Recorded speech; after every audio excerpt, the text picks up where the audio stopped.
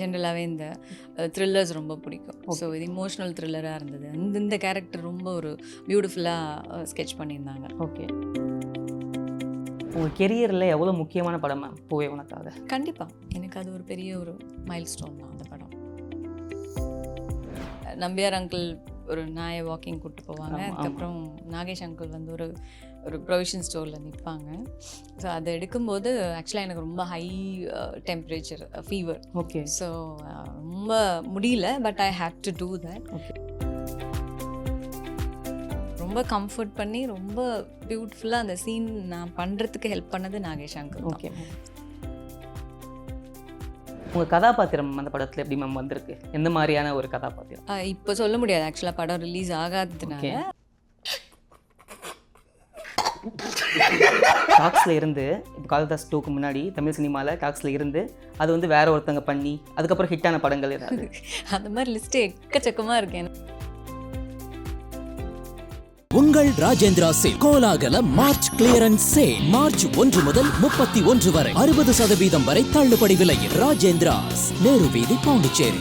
Legend Saravanan நடிக்கும் leader April 3 முதல் உலகமெங்கும். குமுதம் நேயர்கள் அனைவருக்கும் வணக்கம். இன்னைக்கு நம்ம கூட யார் இருக்கா அப்படின்னு பார்த்தீங்கன்னா ஆக்ட்ரஸ் சங்கீதா மேம்.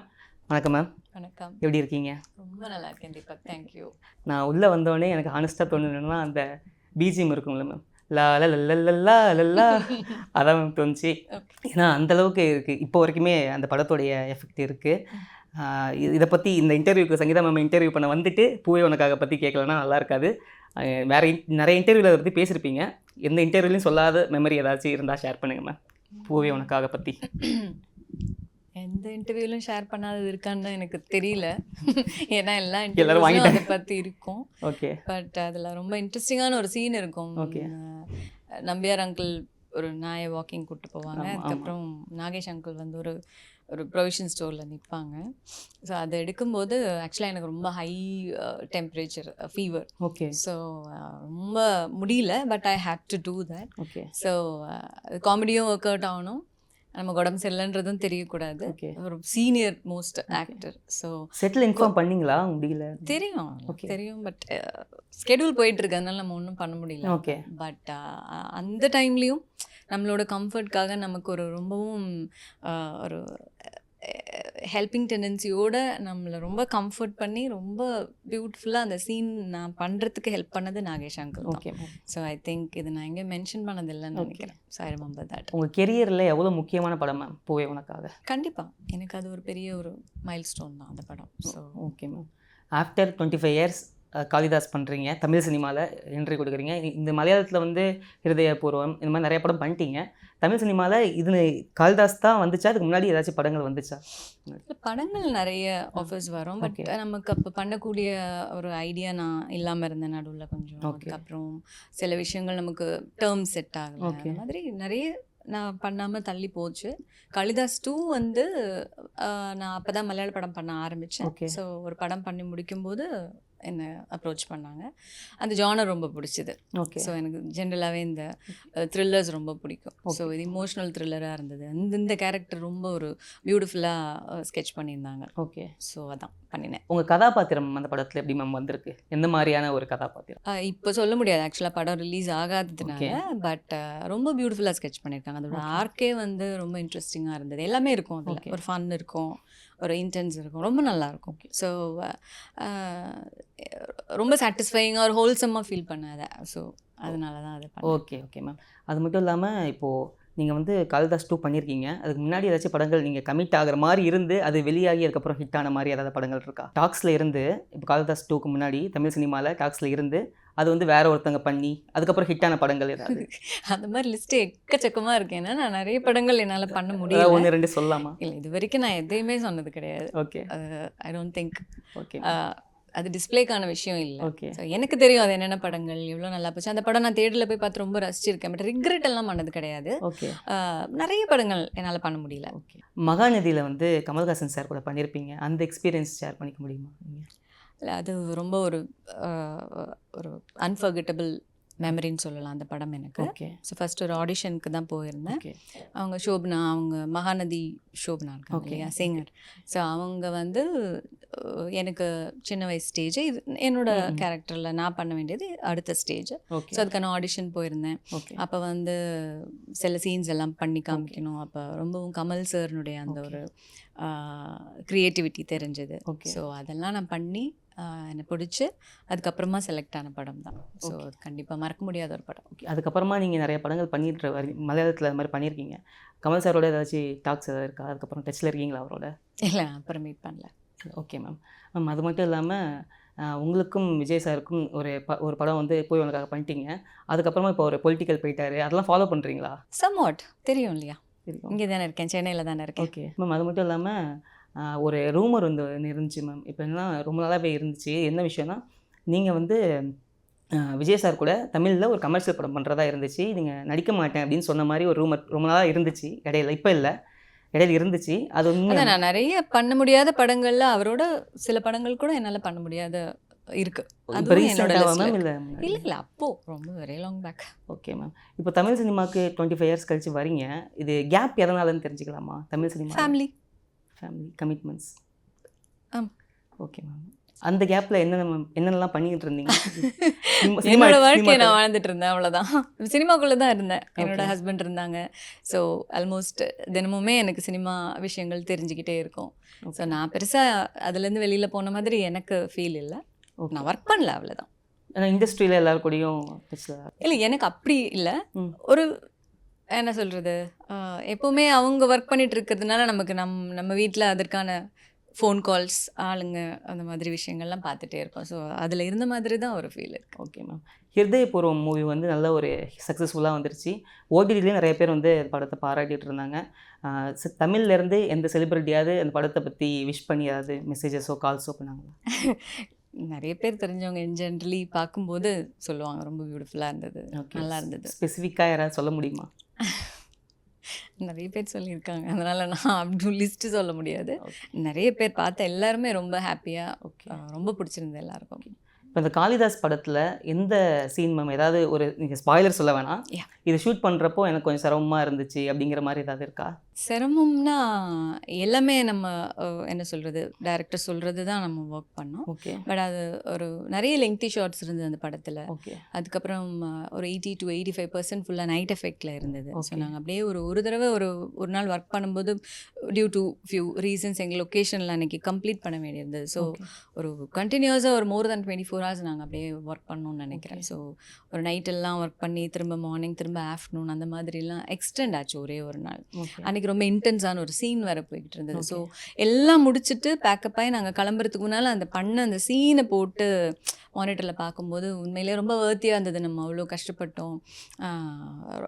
அதாவது நம்ம ஒர்க் பண்ணிவிட்டு அப்போவே இம்மீடியட்டாக பார்க்கும்போது நமக்கு உடனே இமோஷ்னலாக கனெக்ட் ஆனதுன்னா பர்டிகுலர்லி அந்த டேவாக சொல்லலாம். Okay ma'am. ஆடியன்ஸ் வந்து படத்தை எப்படி எதிர்பார்க்கலாம்? காளிதாஸ் 2 எந்த மாதிரியான ஒரு நிறைய த்ரில்லர்ஸ் இருக்கும் வந்துட்டுருக்கு, அதுலேருந்து எப்படி அந்த படம் மாறுபடும்?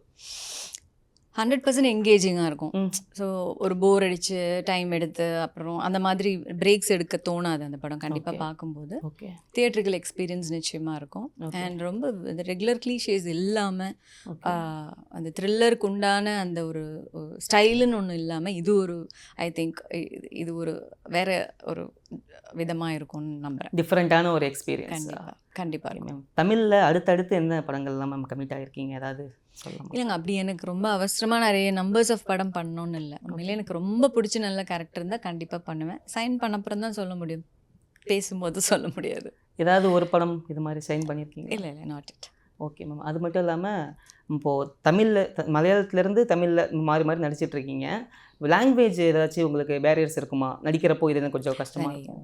சவுத் இண்டியன் லாங்குவேஜஸ் எல்லாமே மோஸ்ட்லி நான் பண்ணியிருக்கேன். பட் இப்போ வந்து எப்போவுமே எனக்கு ரொம்ப கன்வீனியண்ட்டாக இருக்கிறது தமிழ். ஏன்னா நான் பிறந்தது தமிழ்நாடு, நான் படித்தது வளர்ந்தது எல்லாமே இங்கே தான். அதனால் எனக்கு ரொம்ப கன்வீனியண்ட்டாக இருக்கிறதுன்னா இதுதான். ஓகே. அது எல்லாமே ஆஃப்கோர்ஸ் பண்ணிடலாம் இல்லாமல் அது தொழில் இல்லையா? ஓகே. கற்றுட்டு தான் ஆகணுங்கிற மாதிரி. ஆமாம், அது வந்துடும், தானாக வந்துடும் நினைக்கிறேன். Okay ma'am. மூவிஸ்லாம் தாண்டி இப்போது கேப் இருந்துச்சுன்னு சொன்னீங்களா, நீங்கள் பர்சனல் இந்த மாதிரி சொன்னீங்க, வேறு ஏதாவது ஒரு விஷயத்தில் கான்சென்ட்ரேட் பண்ணிகிட்டு இருந்தீங்களா? சினிமா வந்து நிறைய விஷயங்கள் வந்து போகும் லைஃப்பில். ஸோ தனியாக நான் இதில் ரொம்ப சூப்பர் அப்படின்னு நான் சொல்கிறதுக்கு எனக்கு எதுவும் இல்லை. சினிமா ஒன்று தான் என்னால் இப்போ சொல்ல முடிஞ்ச ஒரு விஷயம். அதர்வைஸ் நம்ம நிறைய லைஃப்பில் நம்ம அந்த ஒரு 25 வருஷ ஜேர்னியில் நிறைய விஷயங்கள் க்ராஸ் பண்ணியிருப்போம். ஸோ ஸ்பெசிஃபிக்காக வேறு ப்ரொஃபஷன் நான் போனேன்னுலாம் சொல்ல முடியாது. ஓகே. இப்போ ரீசெண்டாக தமிழில் வந்து த்ரில்லர்ஸ் எந்த மூவிங்கெலாம் நீங்கள் ரொம்ப ரசித்து பார்த்தீங்க சொல்லலாமா? பீட்சா ரொம்ப பிடிக்கும். ஓகே. ஆல் டைம் ஃபேவரட் மாதிரி. ஆமாம், எப்போ பார்க்கணுன்னாலும் அது பார்த்துருவோம் உட்காந்து. ரொம்ப பிடிக்கும். ஓகே. அது மட்டும் இப்போது நீங்கள் இது கூட சொல்ல வேணாம், த்ரில்லர்ஸ்னு சொல்ல வேணாம், ஃபீல் குட் மூவிஸாக இருக்கலாம், ரொம்ப ரசித்து பார்த்தேன் அப்படிங்கிற மாதிரியான மூவிஸ். இப்போ ரீசெண்டாக மேட் இன் கொரியா பார்த்தேன், பிடிச்சது. மெய்யழகன், மெய்யழகன் ரொம்ப பிடிச்சது, ரொம்ப எங்கேஜிங்காக இருந்தது. ஓகே. குட் நைட் வந்துச்சு. குட் நைட் ரொம்ப நல்லா இருந்தது ஆக்சுவலாக. டூரிஸ்ட் ஃபேமிலி இந்த மாதிரியான டூரிஸ்ட் ஃபேமிலி வந்து என்ன சொல்கிறது, சிரித்து வீட்டில் அப்படியே எல்லாருமே நாங்கள் என்ஜாய் பண்ணோம் அந்த படத்தை பார்க்கும்போது. Tourist family was very good movie. Okay. தமிழில் யார் கூடயாவது இந்த டேரக்டர் கூட எனக்கு ஒர்க் பண்ணணும்னு ஆசையாக இருக்குது அப்படிங்கிற மாதிரியான? ஐயோ, அது பெரிய லிஸ்ட். எல்லா க்ரியேட்டர்ஸோடையும் ஒர்க் பண்ணுறது எனக்கு ரொம்ப இஷ்டம். ஏன்னா வேறு கைண்ட் ஆஃப் எக்ஸ்பீரியன்ஸஸ் நம்மளுக்கு கிடைக்கும் இல்லைங்களா? ஓகே. எஸ். இப்போ இந்த டேரக்டர் நல்லா பண்ணுறாருப்பா, அந்த பையன் சூப்பராக பண்ணுறாருப்பா, அவர் கூட ஒரு படமாவது பண்ணிடணும் அப்படிங்கிற மாதிரி இப்போ ரீசெண்டாக இப்போ நிறைய யங் டேரக்டர்ஸ் வந்துட்டு இருக்காங்க. அப்படி சொல்ல முடியாது. நிறைய ஃப்ரெண்ட்ஸ் இருக்காங்க வேறு, அதனால நம்ம அது ஒரு பெரிய லிஸ்ட்டு. ஸோ ஜென்ரலாக எல்லா படங்களும் பார்ப்பேன். மோஸ்ட்லி எனக்கு நல்ல கேரக்டர் யார் கொடுத்தாலும் அந்த புது டேரக்டராக இருந்தால், புது டீமாக இருந்தால் எனக்கு புது எக்ஸ்பீரியன்ஸ் கிடைக்கும். ஸோ ரிப்பீட் பண்ணுறதை விட ஃப்ரெஷர்ஸோட ஒர்க் பண்ணுறது எனக்கு ரொம்ப டெபியூட்டன்ட் டேரக்டர். மேம் அது மட்டும் இல்லாமல் இப்போ ராஜ்கிரண் சார் வந்து நீங்கள் அவங்க கூட ஒர்க் பண்ணியிருக்கீங்க. இப்போ அவர் வந்து அவரோட ஃபில்மோகிராஃபி வேறு மாதிரி இருக்குது. அவர் ஒரு நல்ல கதாபாத்திரமாக எல்லா படத்துலையுமே சீனியர்ஸாக இருக்கட்டும் எல்லாருமே தராங்க. அவரும் அதை சூப்பராக பண்ணிகிட்டு இருக்காரு. அதை எப்படி பார்க்குறீங்க நீங்கள்? ஒரு கோ ஆக்டராக இருந்துட்டு அவங்க ஒரு ஹீரோவாக பண்ணிகிட்டு இருந்தார். இப்போ அவர் வந்து ஒரு அதான் எனக்கு பர்சனலாக நான் அவரோட ஒர்க் பண்ணியிருக்கேன், எனக்கு தெரியுன்றதையும் தாண்டி ஸ்க்ரீனில் பார்க்கும்போது அது எதுவுமே எனக்கு ஞாபகம் வரதில்லை. அந்த கேரக்டராக தான் இப்போ வரைக்கும் இருக்கார். ஓகே. ஸோ அது ஒரு பெரிய விஷயமா நினைக்கிறேன். ஓகே. கேரக்டர் அது இப்போயும் ஒரு டெடிகேஷன் நடிக்கிறார். ஓகே மேம், லாஸ்ட்டு ஒரே ஒரு கொஸ்டின். இப்போது நிறைய கான்ட்ரவர்சிஸ்லாம் போயிட்டுருக்கு விஜய் சாரை பற்றி. விஜய் சார் வந்து பொலிட்டிக்கலில் போயிட்டுருக்காரு, ஃபேமிலி பற்றியும் நிறைய கான்ட்ரவர்சி போயிட்டுருக்கு. நீங்கள் பர்சனலாக அவர் கூட ஒர்க் பண்ணியிருப்பீங்களே, அவர் எப்படி மேம் ஸ்பாட்டில் எப்படி நடந்துப்பார்? நாங்கள் ஒர்க் பண்ணும்போது நான் ரொம்ப அதிகமாக பேச மாட்டேன். ஓகே. அதே மாதிரி தான் அவர் இருப்பார், ரொம்ப ரிசர்வ்டாக இருப்பார். ஸோ ரொம்ப கம்ஃபர்டபுளாக இருக்கும் ஒர்க் பண்ணும்போது. நமக்கு வெறும் டைரக்டரோட வாய்ஸ் மட்டும்தான் அங்கே கேட்கும். ஓகே. ஸோ வேறு எந்த பெரிய நாய்ஸியாகவே இருக்காது. ஓகே. ஸோ ரொம்ப ப்ளசண்ட்டாக இருக்கும். இப்போது அவர் வந்து செட்டில் சைலண்ட்டாக இருப்பார், டேக்குன்னு சொன்னோடனே பயங்கரமாக பண்ணுவார் அப்படிங்கிற மாதிரி சொல்லுவாங்க. இப்போ வந்து ஸ்பீச்லாம் வந்து இப்போ வெல்த் வாங்கிட்டு இருக்காரு, பயங்கரமாக பேசுகிறாரு. அதெல்லாம் பார்க்குறப்போ இவர் அப்படி பேசுகிறாரு அந்த மாதிரி தோணும். ஆமாம், அவர் ஸ்பீச்சஸ் பார்க்கும்போது தோணும், ஓ மை காட் எவ்வளோ பெரிய ஒரு டிரான்ஸ்ஃபர்மேஷன், எவ்வளோ ஒரு ஒரு ஒரு பெப்பியாக இருக்குது அவருடைய விஷயங்கள் பேசுகிறதெல்லாம் அப்படின்னு தோணும். ஓகே. இப்போது நிறைய பேர் வந்து அவர் தமிழ் சினிமாவிலேருந்து அவருக்கு சப்போர்ட்டுங்கிறது பார்த்தீங்கன்னா கம்மி. உங்களுடைய சப்போர்ட் யாருக்கு இருக்கும் அப்படிங்கிற மாதிரி சொல்லலாமா? வேணான்னு நினைக்கிறேன். என்னோட சப்போர்ட் கண்டிப்பாக இருக்கும். யார் சொசைட்டிக்கு நல்லது பண்ணணும்னு நினச்சாலும் நிச்சயமாக நான் அவர் வந்திருக்கிறது நல்லது தான். யாராக இருந்தாலும், அவருன்னு இல்லை, யாராக இருந்தாலும் சினிமாலேருந்து தான் வரணும், சினிமாவில் வெளியிலேருந்து தான் வரணும்னு இல்லை, எதுலேருந்து வந்தாலும் சொசைட்டிக்கு பண்ணணும்னு நினைக்கிறவங்களுக்கு நம்ம அந்த மரியாதை கொடுப்போம். ஓகே மேம், உங்களுடைய படம் காளிதாஸ் வந்து ஒரு பெரிய வெற்றி அடையணும். அது மட்டும் இல்லாமல் மேலும் நீங்கள் தமிழில் நிறைய படங்கள் பண்ணணும். ஏன்னா நிறைய ஃபேன்ஸ் இருக்காங்க உங்களுக்கு. அந்த ஒரு படத்துக்கே இங்கே நிறைய பேர் ஃபேன்ஸ் இருக்காங்க. நிறையா உங்களை ஸ்க்ரீனில் பார்க்கணுன்னு ஆசைப்படுறோம். நன்றி ma'am. Thank you very much Deepak. உங்கள் ராஜேந்திரா சேல் கோலாகல மார்ச் கிளியரன்ஸ் சேல் மார்ச் 1 முதல் 31 வரை 60% வரை தள்ளுபடி விலையில். ராஜேந்திராஸ், நேரு வீதி, பாண்டிச்சேரி.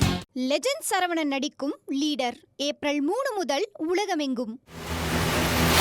மக்களின் நாடித்துடிப்பை உணர்ந்த செய்தி தொகுப்புகள், அரசியல் களத்தை உற்றுநோக்கும் கோணங்கள். உங்கள் குமுதம் நியூஸ் 24/7 லிங்க் டிஸ்கிரிப்ஷனில்.